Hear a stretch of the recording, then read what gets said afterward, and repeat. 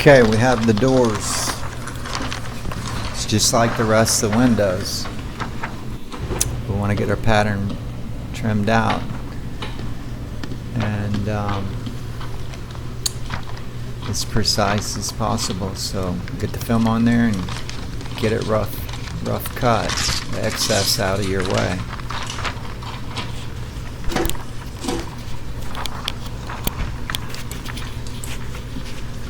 And then just start trimming around the latches, the hinges, and any of the brackets. As you can see here, it's just a normal relief cut in to be able to do my trimming around that handle. And again, this is just a rough cut, just to be able to, I like to do all the rough cuts, just get everything roughed in out to the gasket, and then get the final trim around the perimeter or edge of the glass, and then go back and do all my final cuts and trimming around any hinge or door latch or door support bar or whatever. Start from the inside and go outwards, and then come back and do all your final trimming.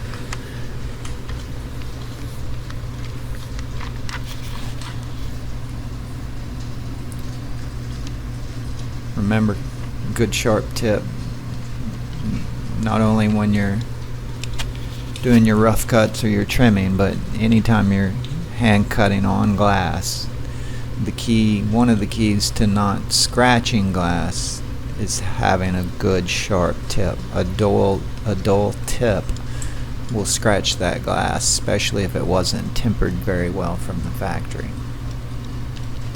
And then another reason is because too much pressure is put on the knife pressing down. Excuse me. Can etch into that glass also. So always keep a good sharp point. Doesn't take much pressure to cut 1.5 mil film, and of course always stainless steel blades, quality blades, and you should never have an issue of scratching or cutting any glass.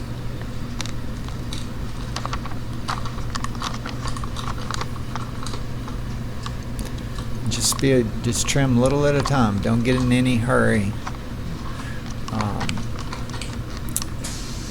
Whether it's either a rough cut or a final trim around it. Just never get in a hurry. I know it's hard to do. We all want to get out there and do as many a day as we can, but getting in a hurry, it can cost you more time. It's always aggravating to be almost finished with the entire process on the outside of the glass, and you make one little wrong mistake and you start back at zero again. So take your time, be relaxed, confident,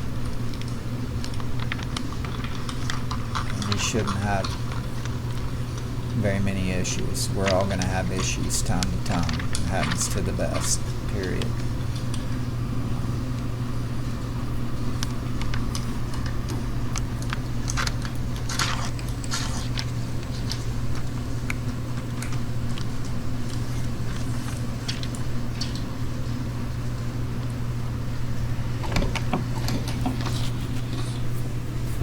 Just open the door there a little to give myself more room to work.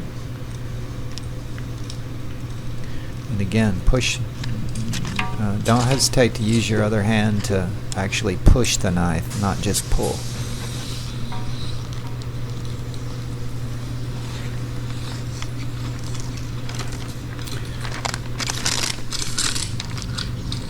That right there is one reason we want to trim everything to the edge, do all our rough cuts around these latches and hinges and supports. That way we can do a full cut one time without stopping. It makes for a much cleaner edge, and cleaner edges always stick better than non-clean edge. You can see I pulled against that relief cut there, which I don't recommend, but I do it myself when I'm in a little bit of a hurry. So now here's the final trim around this support, and I focus on that nut cap cover there, and try to stay equal distance the entire time around it. You could use a triangle with the holes cut in it, a little ruler, whatever they are called, I'm not sure, but learn to do it freehand. That's if you can do it freehand, you don't have to carry those extra tools, and carrying tools and depending on tools to be able to do your job is not necessarily a good thing. When I started this career,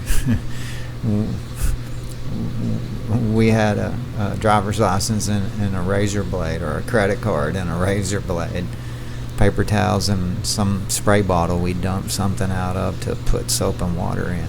So always try to get by with the minimum amount of tools that you need for any job. It's less you have to carry, less you have to depend on, less you have to buy, less you have to keep up with. It's just better all around.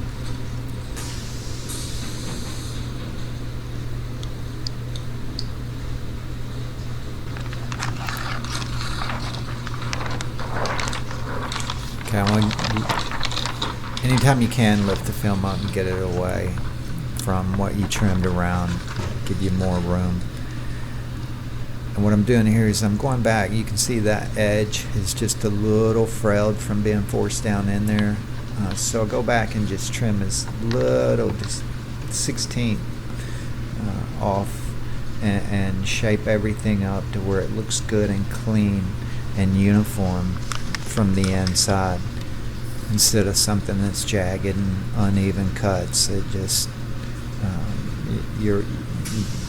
the job will look so much more cleaner and professional when they're cleaned up, regardless if it's that little bit of 1/16 inch light there. It looks clean, and therefore it's acceptable.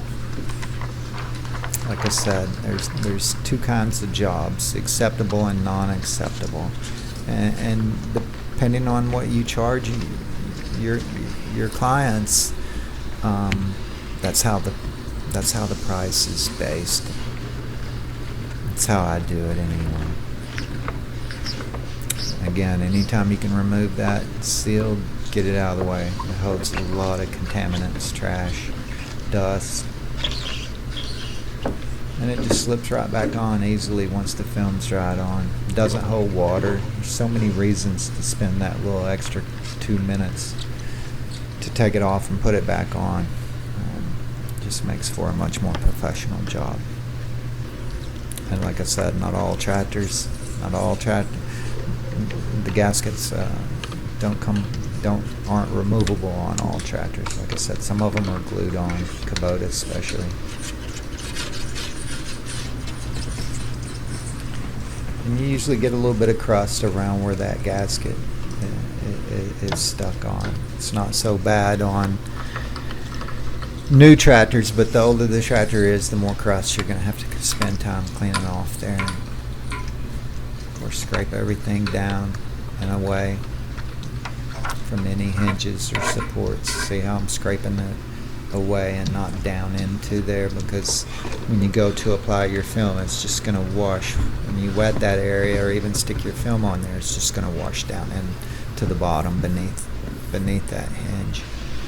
And then now I'm cleaning everything that the film can potentially touch as I'm applying it to the inside of the glass.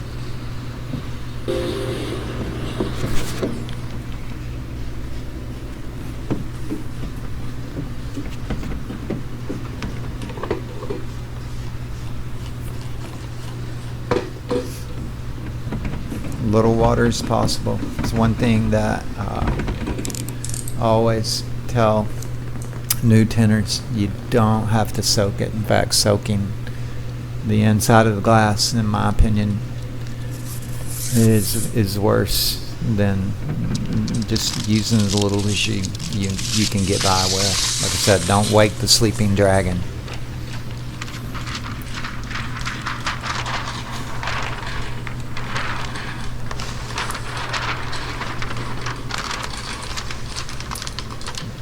This is a pretty long piece of film, so I really didn't fold it up like I normally do.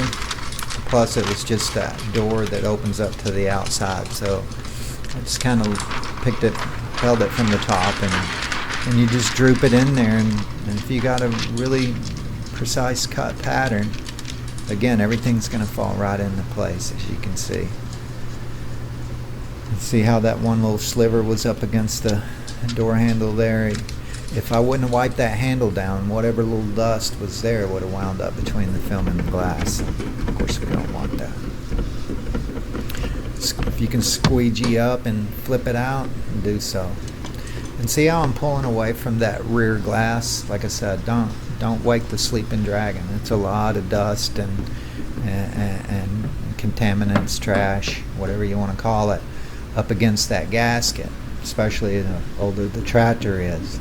As long as you don't disturb it, it's not going to go anywhere. And when you put water in there, you start moving it around, it gets sucked right back in between the film and the glass. So take all the water away from any hard gaskets. If it was a painted surface, just flip it right across it and out.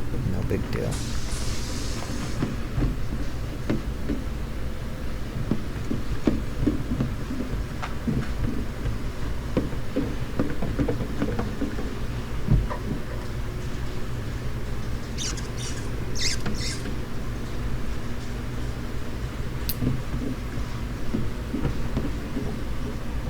See how I turned my squeegee to keep it from being directed towards the actual latch, as well as the door support.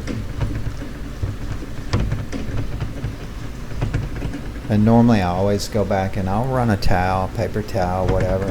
I carry a golf towel clipped on my tool pouch at all times, and it's close to me, as you can see, and to the right of the door there. I'll normally grab it if I feel like there's much trash around whatever I'm working, trying to work the film around, and wipe it up as soon as I squeegee it out. And therefore it won't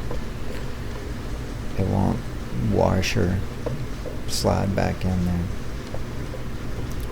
Of course, that's a gentle area, that seam there. You can crease it so easily.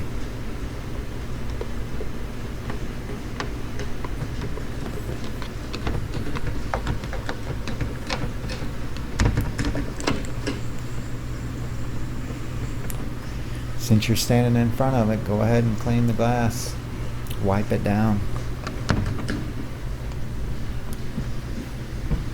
We're not detailers, but we're professionals, and we want our job to look nice and clean when they walk up to it.